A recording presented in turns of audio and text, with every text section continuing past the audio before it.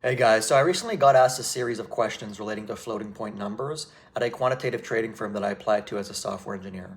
Now, the way that these interviews usually works is they'll pick a topic of interest like concurrency or threading or computer architecture, and then they'll ask you progressively harder questions to see where the boundaries of your knowledge lies. In this case, they started me off with a very simple floating point question, which is, what's a float?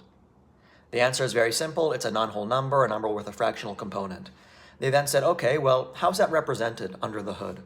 I told them it's represented using the IEEE 754 standard, and that means that it's comprised of three parts, a sign bit, mantissa, and exponent.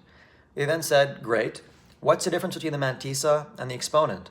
I told them the mantissa represents the significant digits or the magnitude, whereas the exponent represents where amongst those digits, either to the left or to the right, does a decimal place lie. They then said, okay, cool. If I add two floating point numbers, does the order matter? In other words, if I add A plus B or B plus A, does the order matter? I told them no. And then they asked me the tricky question.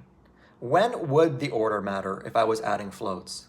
I sat there and thought, and I'm going to tell you the answer, but I want you to think about it yourself, so maybe consider pausing the video first. The order matters when you add three or more, and let me tell you why. A decimal in C++ has 53 bits of precision.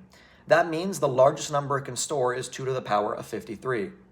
If I was to add A plus B plus C, where C is 1, B is negative 2 to the 53, and A is positive 2 to the 53, there would be an issue depending on the order that I add these numbers. If I was to add A plus C, because we only have 53 bits of precision, we don't have a 54th bit, that additional 1 that's held in C would be lost. In other words, A plus C is just equivalent to A. But if I was to add A plus B and then C, well, I would get 0 plus 1, which is 1. Going back to my original example, if I was to add A plus C plus B, I'd get A plus C, which is equal to A, plus B, which is equal to 0. So hopefully this makes sense, and now you know why order does matter.